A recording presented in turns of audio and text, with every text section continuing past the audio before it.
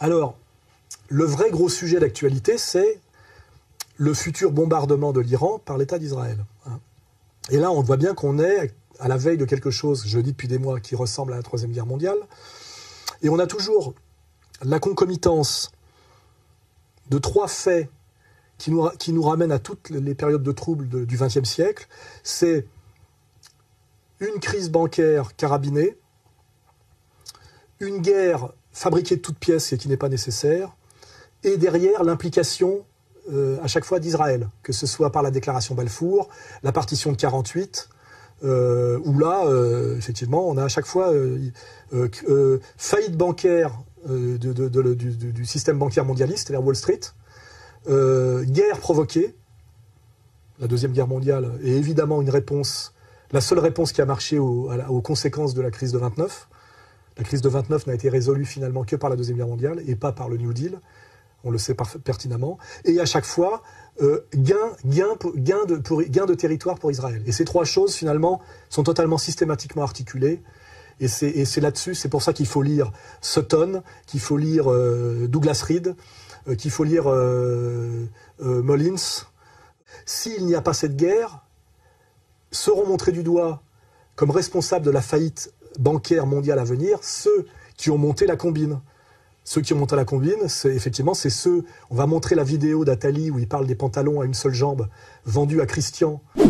C'est Shlomo qui téléphone à David. On lui dit, écoute, j'ai une affaire formidable à te proposer. J'ai un camion de pantalons. Les pantalons valent $1. Tu les veux? Formidable. David prend les pantalons, téléphone à Jonathan. Et lui dit, écoute, j'ai une affaire formidable pour toi. Un camion de pantalons, $2. Tu les veux? Formidable. Jonathan téléphone à Shaul qui propose $3 et l'histoire continue. Jusqu'à ce qu'un certain moment, Moshe téléphone à Christian et dit, j'ai une affaire formidable pour toi, des pantalons, $49. Ah, formidable, 49, c'est formidable, je les prends. Le lendemain, Christian téléphone à Moshe en disant, écoute, tu es vraiment un escroc. Comment je suis un escroc? Mais si, écoute, tu m'as vendu $49, des pantalons immétables, qu'est-ce que tu racontes?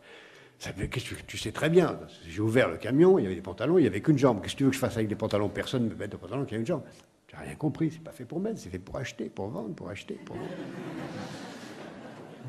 Et c'est exactement la meilleure leçon qu'on puisse avoir sur ce qui se joue en ce moment, si vous voulez comprendre ce qui se passe dans le système financier moderne. C'est tout, vous avez tout compris quand vous avez compris cette histoire. C'est-à-dire ceux qui ont monté un système économique où la production devient secondaire et ce qui devient premier, c'est la spéculation. C'est le gag d'Atali. C'est-à-dire que la valeur d'échange devient la valeur d'usage, ce que Baudrillard appelait lui-même dans l'échange symbolique et la mort, le stade structural de la valeur. Bon là, si Todd ne peut pas suivre, je lui expliquerai, parce que c'est là où on voit ce que c'est qu'un intellectuel de premier plan par rapport à un petit statisticien de deuxième zone. Voilà, donc là, nous sommes bien dans ce que décrit Werner Sombart, ce dont se vante Attali, c'est-à-dire un capitalisme financier purement spéculatif de type kabbaliste, qui en dernière instance est une entreprise de destruction de richesses et de chaos, et qui amène forcément soit à l'effondrement, qui donc désigne les responsables, c'est-à-dire Wall Street comme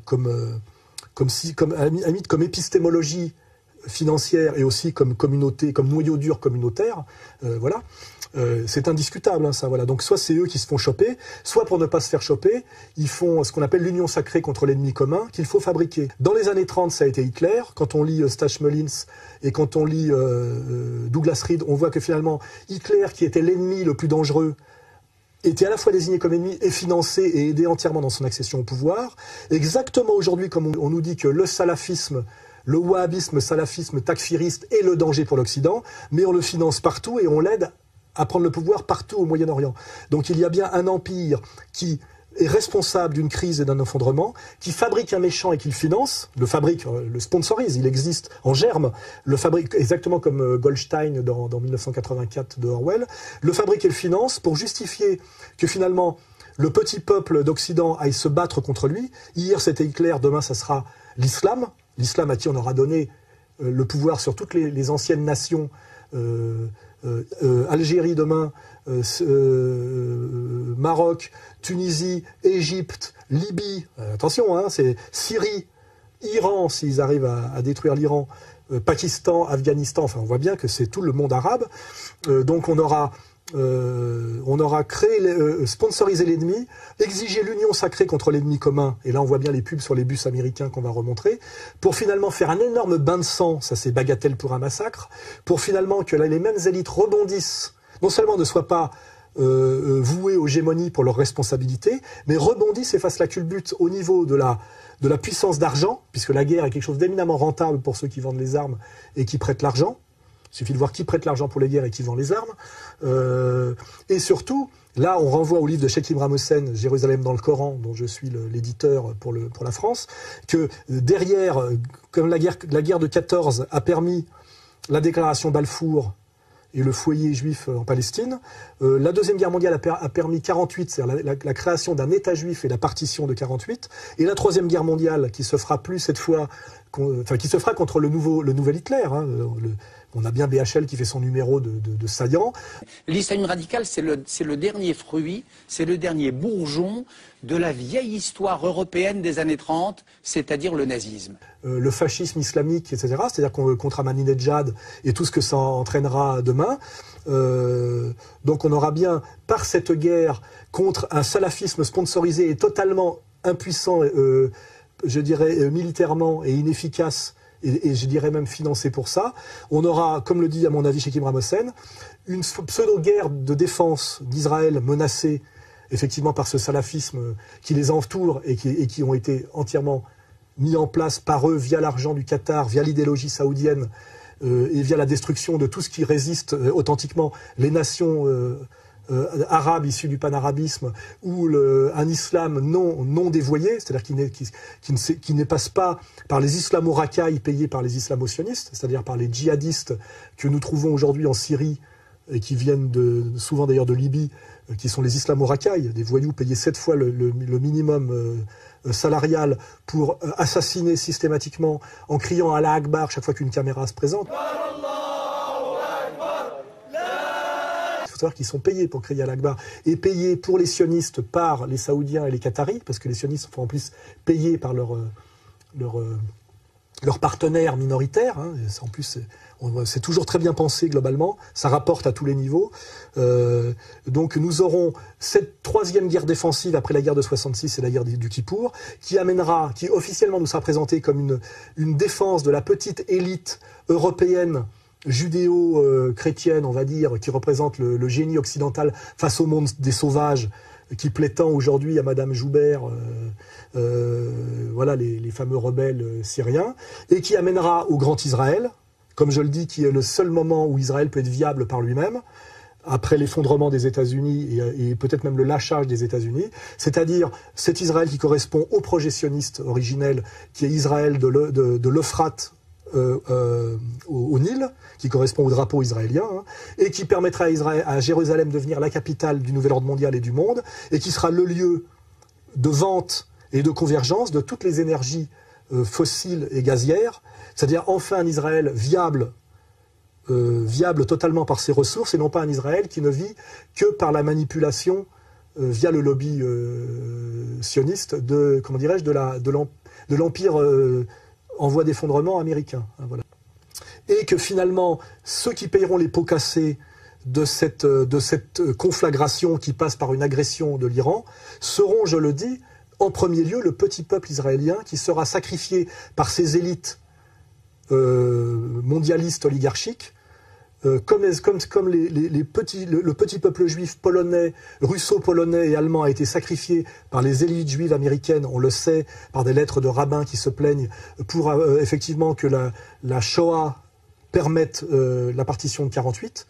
On a des lettres de rabbins qui se plaignent que les élites juives américaines les sacrifient et les condamnent à mort parce qu'ils ne laissent pas le pouvoir hitlérien, via les négociations de Himmler, les laisser partir contre de l'argent dans les pays. Hein, tout ça est tracé de A à Z.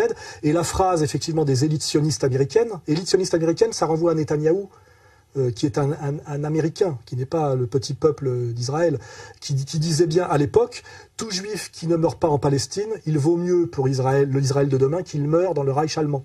Hein, c'était ça la phrase. Il ne faut pas oublier qu'il y a à l'intérieur de la communauté juive, une lutte des classes féroce entre la masse juive et ses élites juives, qui est cachée par deux facteurs importants, qui est le tribalisme, c'est-à-dire l'incroyable solidarité tribale produite au forceps par les élites juives, qui est une paranoïa d'État. On le voit en voyant le film Diffamation. מלבד זה יוצא איתכם גם מאבטחים, יוצאים איתכם מאבטחים. המאבטחים לא יאפשרו לכם ליצור שום קשר עם האוכלוסייה המקומית. תפגשו שם אנשים שלא אוהבים אותנו. תראו, לא אוהבים אותנו, תחשבו שאתם סלי. כאילו מגדלים אותנו מגיל קטן על זה שאנחנו נדע שיש לנו שונאים. צרפת היא אנטישמית, גרמניה היא אנטישמית. המדינות בדרום אמריקה הן אנטישמיות. אני לא רוצה לדבר על המדינות המוסלמיות, כי על זה לא מדברים בכלל. הם למעשה כולם. ליטא נשארה אנטישמית, כל המדינות הבלטיות, אבל גם המדינות במערב, אנגליה היא אנטישמית. Aussi par un autre facteur qui est la thèse d'Abraham Léon du peuple classe, c'est que c'est globalement un peuple monoclasse, donc c'est-à-dire que les antagonismes de classe à l'intérieur du monde juif ne sont pas un antagonisme prolétariat-bourgeoisie. C'est un antagonisme intérêt supérieur de la communauté à terme. Voilà.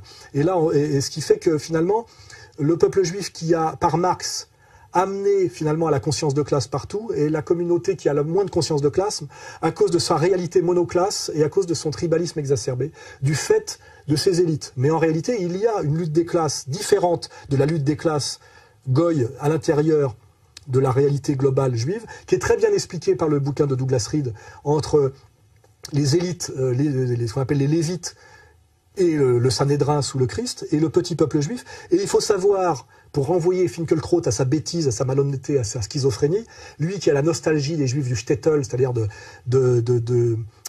comment dirais-je, du judaïsme de type du ghetto rabbinique russo-polonais du 19e siècle, qu'il n'y avait pas plus obscurantisme que cette communauté juive-là.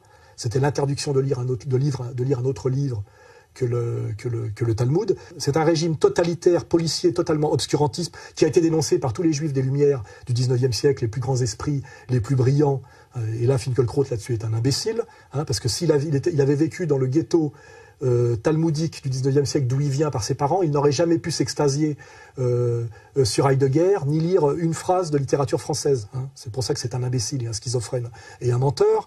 Mais donc, pour finir, je rappelle bien que l'histoire juive, si on étudie l'histoire, les rapports de classe dans la communauté juive, c'est toujours une élite qui, à travers ses rabbins et ses tribunaux rabbitiques, oblige le petit peuple juif à obéir à la loi à coups de pompe dans le cul, c'est-à-dire à coups de sacrifice, de condamnation à mort et de fouettage, il faut bien le savoir. Et que systématiquement, le petit peuple juif qui rêve finalement de paix et parfois même d'assimilation, et même de conversion, parce que c'est la même chose, la conversion chrétienne et l'assimilation républicaine, c'est de permettre aux juifs de sortir du ghetto, qui est d'abord un ghetto volontaire, qui est le refus de l'autre, qui est le mur, Wall Street, qui évidemment voudrait pouvoir vivre enfin en paix avec le reste de l'humanité. Il en est interdit par ces élites rabbinique, et il en est interdit à coup de pompe dans le cul. Et c'est ça la permanente histoire du châtiment du peuple juif par ses élites juives, et aussi la manière dont régulièrement le petit peuple juif est envoyé au casse-pipe et au sacrifice par ses élites. Et bien ces gens-là, pour faire le grand Israël, c'est-à-dire le Commonwealth juif, c'est-à-dire piloter le monde à partir, dans ce nouvel ordre mondial, à partir de, comment dirais-je, de Jérusalem, cette logique du grand Israël n'est absolument pas la logique expansionniste du petit peuple, mais se fera sur le massacre du peuple israélien pour faire finalement un Commonwealth juif mondialiste qui est voulu et piloté par les élites, les héritiers des Lévites, par les élites sionistes finalement juives américaines d'une certaine manière. C'est-à-dire que le cœur du sionisme mondial, c'est Londres et New York finalement, ce n'est pas Tel Aviv. Et si demain Jérusalem devient la capitale du monde, piloté par ces élites juives, ce qui est le projet déclaré d'Attali. Même si on peut imaginer, rêver d'un Jérusalem devenant capitale de la planète, qui sera un jour unifié autour d'un gouvernement mondial. C'est un joli lieu pour un gouvernement mondial. Ça se fera sur le sang du petit peuple israélien, il faut le savoir. C'est ce qu'a compris parfaitement Jacob Cohen, c'est ce que malheureusement n'ont pas compris les imbéciles séfarades marchands de jeans de la LDJ française, qui si le jour ils font leur alia pour crever en première ligne face à l'armée iranienne pour un projet de banquier oligarchiques basés à New York qui les méprisent et qui les prend pour de la merde, qui les méprisent et les prend pour de la merde et les envoie au casse-pipe, comme la bourgeoisie française a envoyé au casse-pipe le petit peuple paysan et ouvrier français dans les tranchées, à la fois pour gagner une guerre dont ils étaient seuls à tirer les marrons du feu, et aussi pour saigner à blanc un petit peuple qui se révoltait régulièrement contre sa bourgeoisie depuis 1830, 1848 et la Commune. Donc il ne faut pas oublier qu'il y a une logique de la persécution des élites d'une communauté sur sa base, et ça a toujours été la réalité. Et que les gens qui ne comprennent pas que les élites juives peuvent jouer contre la base juive n'ont rien compris à la réalité humaine. Cette guerre n'est absolument pas nécessaire, parce que d'abord l'Iran n'a pas la bombe atomique, même s'il l'avait, il ne pourrait rien en faire. On n'imagine pas, vu la profondeur stratégique d'Israël, les Iraniens balancer une bombe atomique sur un pays qui est peuplé de Palestiniens. Je veux dire, il faut déjà voir. Et avec en plus un nuage atomique, compte tenu de la géographie, qui leur reviendrait dans la gueule, et qui reviendrait dans la gueule de toutes les nations chiites, comme l'Irak, etc. Il ne faut pas oublier que nous avons un arc de domination chiite là-bas. Ce qui fait que, l'Iran n'a pas la bombe, 2, ils ne peuvent pas menacer Israël avec. Donc c'est un double mensonge. En revanche, ce qu'il ne faut pas oublier, c'est que Israël a la bombe atomique en contravention de toutes les lois internationales de non-prolifération. Selon les politiques de haut rang, les militaires et les experts, l'arsenal nucléaire israélien compterait entre 100 et 400 missiles. De fabrication récente, ils sont dotés de systèmes ultramodernes. Bombes à neutrons, mini-bombes à hydrogène capables de détruire des bunkers souterrains. Missiles de croisière capables d'anéantir des grandes villes et qui peuvent être tirés de n'importe quel point de la planète depuis des sous-marins. Il faut rappeler que Israël a la bombe en contravention de toutes les lois de non-prolifération, que cette bombe leur a été donnée par un travail d'espionnage et de noyautage de la nation française par la 4e République française. À l'origine de ce projet ultra-secret, 2 hommes. Le président du Conseil Guy Mollet et le ministre de la Défense Maurice Bourgès-Monory.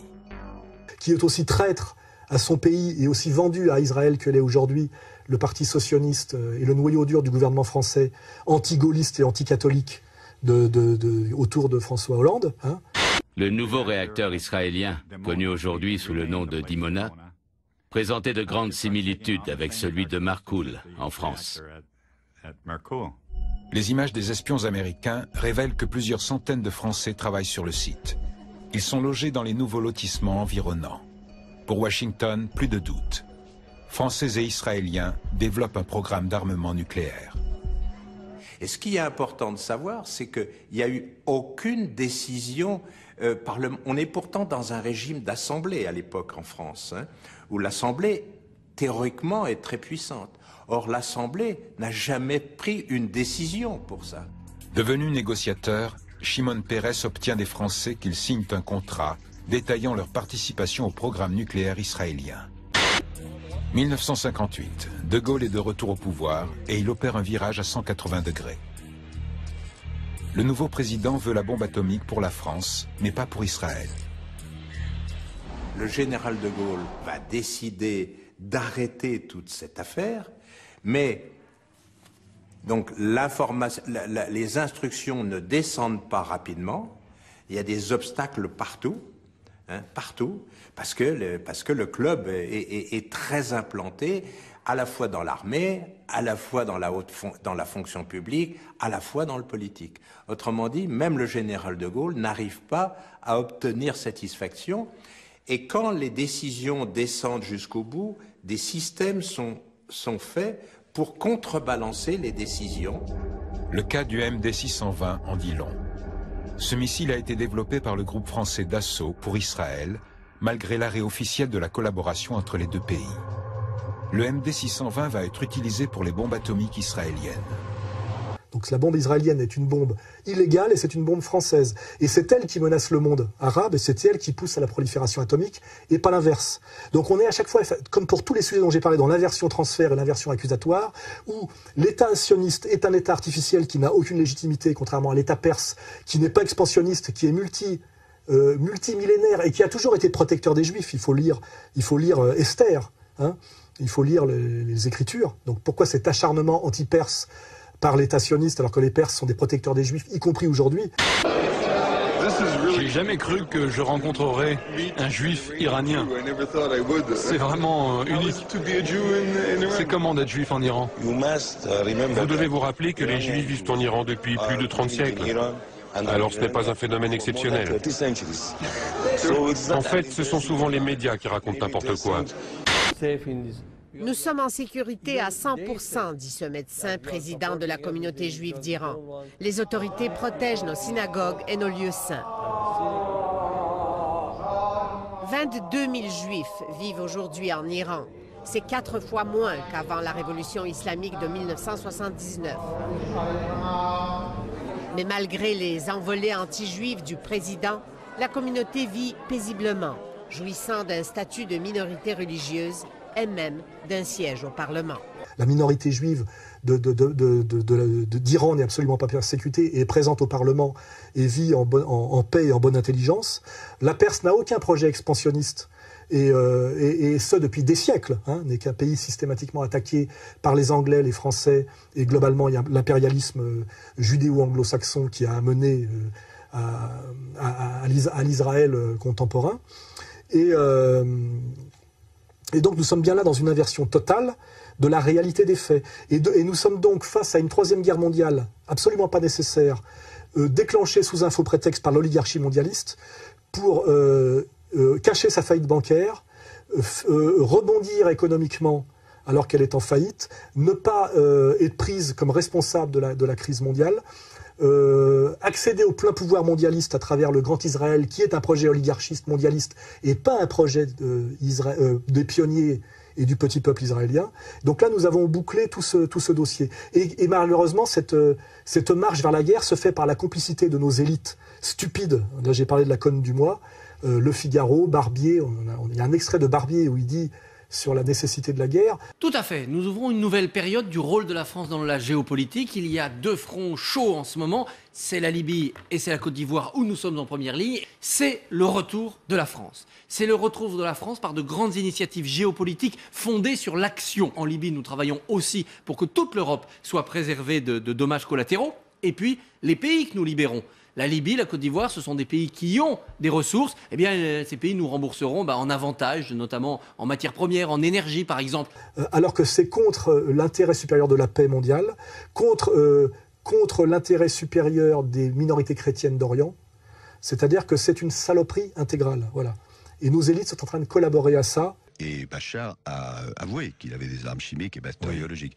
Et j'ai dit, comme d'ailleurs le président de la République, que notre réponse, ça vous répond, serait massive et foudroyante. Oui. S'il utilise des armes chimiques. Donc nous discutons de cela, notamment avec les partenaires américains et anglais, et tout ça est suivi au jour le jour, monsieur Bourdin. Vous passerez d'un feu vert de l'ONU, forcément, puisque la Chine et la Russie... c'est foudroyant, et si le risque s'avérait, c'est-à-dire si on voit qu'il y a des mouvements sur ces armes, à ce moment-là, évidemment... À la moindre utilisation d'une arme chimique... Je vous dis, massive et foudroyante. Massive et foudroyante. Ça veut dire bombardement, ça veut dire destruction... ça veut dire qu'il n'aura pas la possibilité de le faire. Il n'aura pas la possibilité de le faire. Et là, tout le monde est d'accord. Oui, je crois. Américains, tous les Occidentaux sont d'accord. Je crois. Bien. Ce qui est un scandale absolu, un scandale qui vaut que je mette ma vie en danger en dénonçant tout ça. Car il faut bien comprendre qu'en disant tout ce que je dis là, je mets réellement ma vie en danger.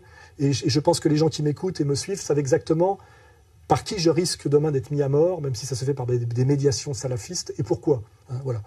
Mais je pense qu'à un moment donné, au nom de la France éternelle, de celle de Clovis, de celle de François Ier et de celle de Gaulle, il est important aujourd'hui de dire certaines vérités, car ce n'est pas de la rigolade. Nous sommes à la veille d'une 3e guerre mondiale dans laquelle nous serons impliqués totalement, et en termes de guerre civile et d'implication guerrière. Car si demain Israël attaque l'Iran, l'Iran se défendra. Déjà. Le Pakistan a dit qu'il se rangerait du côté de l'Iran. Seront impliqués dans cette guerre immédiatement l'Égypte, tous les pays arabes. Mais évidemment, la Russie et la Chine, à travers la question syrienne, car la Russie ne peut pas reculer plus qu'elle a reculé en abandonnant déjà la Libye. N'oublions pas que la Syrie est le débouché de la marine russe sur la Méditerranée.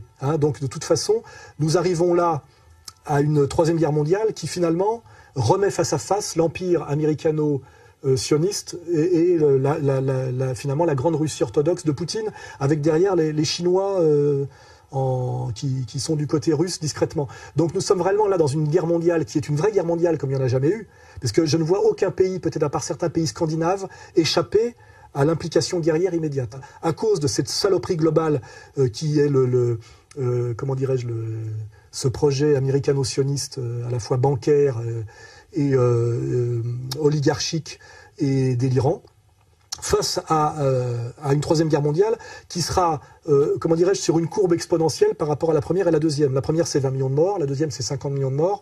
La troisième, compte tenu des armements en présence et du nombre de nations impliquées, peut aller allègrement aux 200 millions de morts, 500 millions de morts, il n'y a pas de problème. Hein.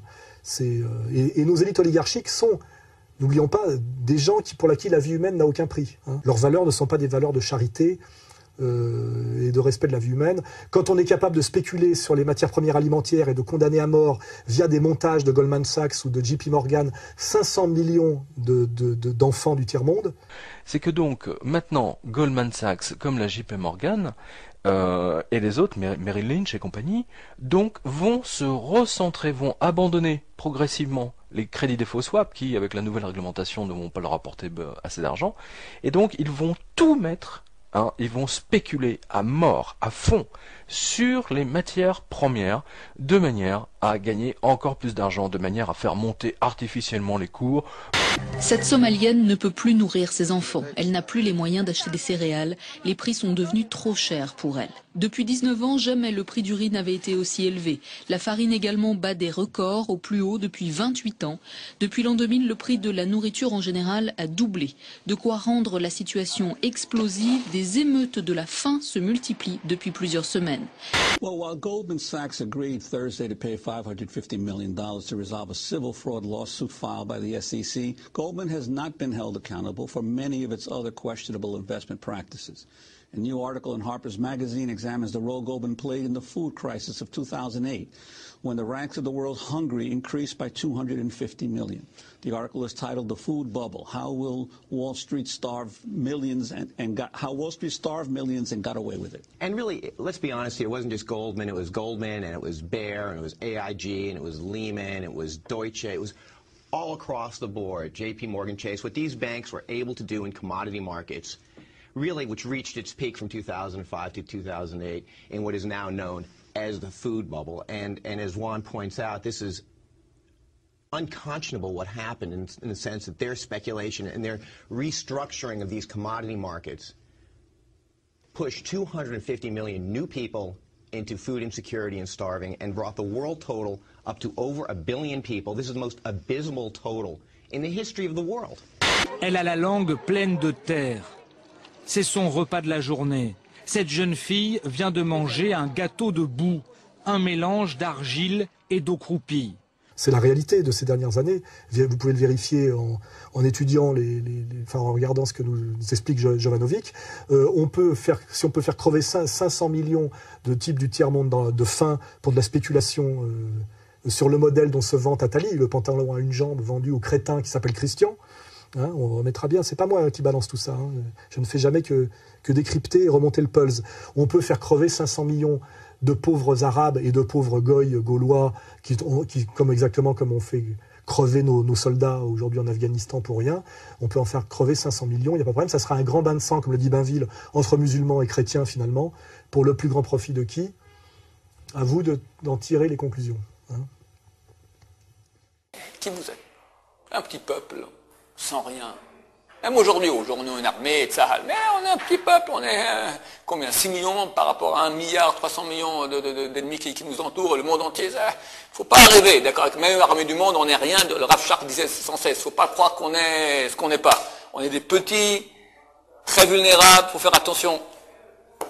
Alors comment lui dit, plus forte raison à l'époque, on n'avait rien du tout, on était un peuple en exil. Votre Messie viendra, il y a des armées, l'armée prusse, l'armée russe, l'armée française, l'armée britannique, des immenses grandes armées. Comment votre Messie viendra, comment il va faire la guerre, comment il va montrer qu'il sera un grand? Du coup, je te montre, dis à tous tes seigneurs, dans 3 jours, on va faire un concours de combat de coq. Que chacun prépare bien son coq, on verra qui sera vainqueur. Moi, je mènerai mon coq aussi, on verra. Je te montrerai que moi, je serai le vainqueur. Ah ouais? Ok, très bien. Le roi envoie des édits spéciaux à tous ses seigneurs, revenez, dans 3 jours, chacun amène son coq de combat le plus fort, et on va voir maintenant qui va gagner. Après 3 jours, les trompettes, les drapeaux, tous les seigneurs qui sont là, et le roi s'installe, et chaque seigneur amène son coq, des coqs flamboyants, des coqs cruels, forts, puissants. Et le roi vient, il sort un coup de son sac comme ça, un petit coq, tout freluquet, tout tremblotant. Les seigneurs là se regardent en faisant des sourires, des coups d'œil comme ça, ils rigolent déjà. Bon, les trompettes sonnent, le roi ordonne que le combat commence. On jette les coqs dans l'arène. Et le combat commence. Les coqs l'un sur l'autre, ils se griffent, ils se mordent, ils se griffent. Le petit coq du roi, il va se cacher dans un petit coin, comme ça, il fait rien du tout. Et à la fin du combat, tous les coqs sont morts, et le petit coq qui sort comme ça, tout penaud, vivant. C'est marqué dans les textes qu'à la fin des temps, il y aura une grande guerre dans le monde. On n'est pas prophète ni fils de prophète. C'est vrai que tout le monde sent un peu que c'est pour bientôt.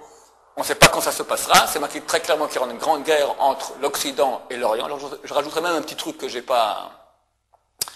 C'est marqué dans les écrits de Rabbi Yoshua Eshel Meapta qu'à la fin des temps, les peuples voudront faire la guerre entre eux. Mais ils verront que s'ils font la guerre entre eux, le seul qui va en profiter en fait, c'est le peuple d'Israël. Alors, ils vont tout faire pour ne pas rentrer en guerre. Mais néanmoins, c'est marqué, comme ça a dit Rabbi Joël Meapta, par la tignasse de leur chevelure, de force, ils seront obligés de rentrer en guerre.